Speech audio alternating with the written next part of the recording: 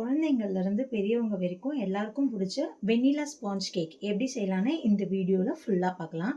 So இந்த வீடியோவில் நம்ம இப்போ 1 kg வெண்ணிலா ஸ்பாஞ்ச் கேக் எப்படி செய்கிறதுன்னு பார்க்க போகிறோம் வித் மெஷர்மெண்ட்டோட. இப்போது ஒரு பவுலில் 4 முட்டையை உடச்சி ஊற்றிப்போம்.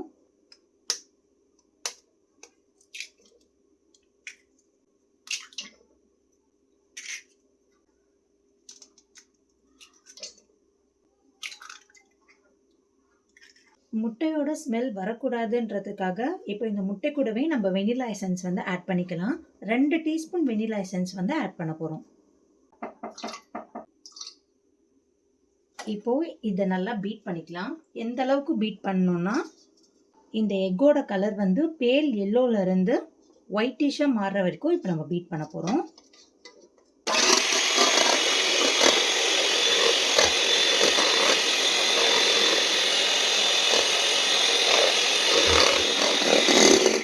கலர் சேஞ்ச் ஆகிறது தெரியுது அவங்களுக்கு. ஸோ இது இன்னும் நம்ம பீட் பண்ணணும்.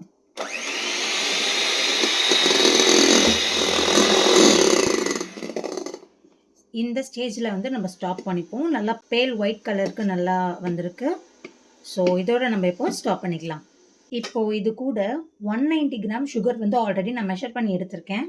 அதை கொஞ்சம் கொஞ்சமாக சேர்த்து நம்ம பீட் பண்ணிப்போம்.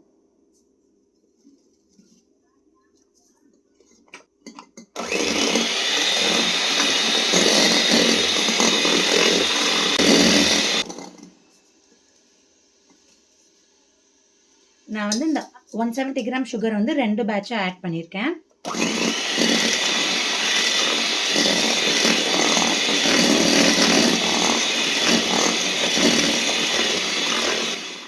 சுகர் நல்லா மெல்ட் ஆகுற வரைக்கும் இந்த மாதிரி பீட் பண்ணி எடுத்துக்கோங்க.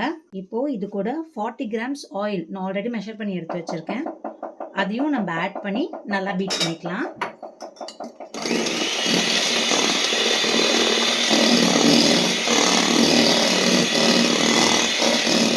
இதோட நமக்கு வந்து பீட்டர் தேவைப்படாது. ஸோ நம்ம பீட்டர் வந்து ரிமூவ் பண்ணிடலாம். இப்போது ட்ரை இன்க்ரீடியன்ட்ஸ் வந்து நம்ம ஆட் பண்ணிடுவோம். இதில் வந்து ஆல்ரெடி 170 கிராம்ஸ் மைதா, 1.5 teaspoon baking powder, 1/4 teaspoon baking soda எடுத்திருக்கேன். இப்போ இதை நல்லா சலிச்சு சேர்த்துப்போம்.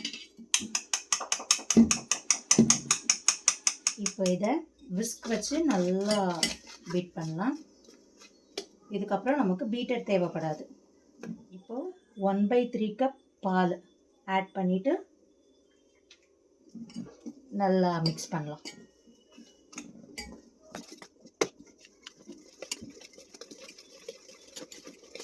நல்லா பீட் பண்ணிக்கோங்க. அப்போ தான் அந்த ட்ரை இன்க்ரீடியன்ட்ஸ் எல்லாமே நல்லா மிக்ஸ் ஆகும்.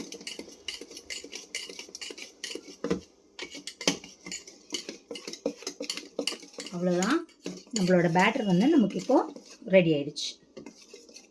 இப்போ இதை பேக்கிங் டின்னுக்கு வந்து மாற்றுவோம். வந்து 8 இன்ச் பேக்கிங் ட்ரே எடுத்திருக்கேன். இதில் ஃபஸ்ட்டு ஆயில் அப்ளை பண்ணிடலாம்.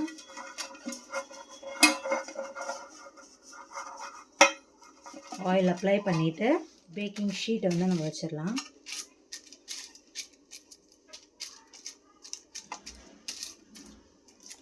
இப்போது இதில் நம்ம ரெடி பண்ணி வச்சுருக்க cake மிக்ஸை ஊற்றிடுவோம்.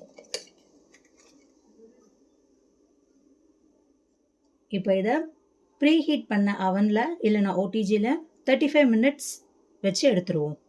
A few moments later. 35 minutes ஓடிஜியில் வச்சு இப்போ நம்ம எடுத்தாச்சு. வெந்திருக்கா இல்லையான்னு இந்த மாதிரி ஒரு ஸ்டிக் வச்சு நம்ம பார்ப்போம். ஒட்டாமல் வந்திருக்கு. ஸோ இது ஆறுற வரைக்கும் நம்ம வெயிட் பண்ணுவோம். கேக் வந்து நல்லா ஆறிடுச்சு. இப்போ வந்து இதை நம்ம கட் பண்ணலாம். ஒரு நைஃப் வச்சு சைடில் இந்த மாதிரி ஃபஸ்ட்டு ஒரு லேயர் கட் பண்ணிக்கோங்க.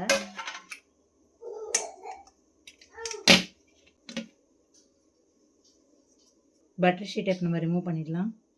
எவ்வளோ ஸ்மூத்தாக வருது பார்த்தீங்களா?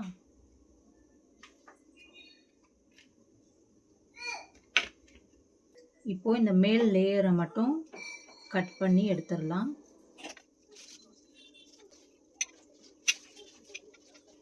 இப்போ இதை 2ஆக பிரிச்சுடுவோம். பார்த்தீங்களா எந்த அளவுக்கு சாஃப்டாக இருக்குன்னு. இது ஆல்ரெடி நம்ம ரெடி பண்ணி வச்சுருந்த கேக்கை நம்ம கட் பண்ணி வச்சுருந்தோம். ஸோ இதோட ஒரு ஹாஃப் எடுத்து நம்ம தனியாக வச்சுட்டு இப்போது இதில் சுகர் சிரப் கோட் பண்ணிடுவோம். இப்போது வைப்பிங் க்ரீம் ஆட் பண்ணிடலாம்.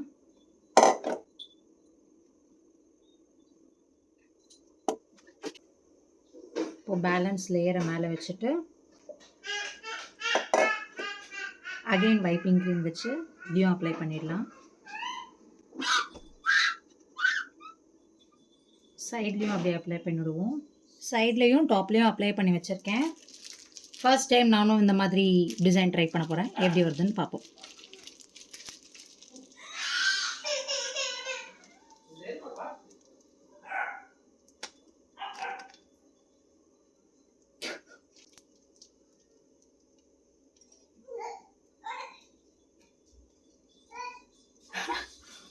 முறுக்கு பொழிஞ்சிட்டு இருக்கேன். நானும் ஃபஸ்ட் டைம் தான் ட்ரை பண்ணுறேன். நல்லா வரும்னு நினச்சேன். ஆனால் இது வந்து முறுக்கு மாதிரி வந்துடுச்சு. But it's okay. இது பிளாக் ஃபாரஸ்ட் கேக்குன்றனால மேலே கொஞ்சமாக ரைசின் தூவ போகிறேன். என்னோட கேக்கோட ஃபைனல் லுக்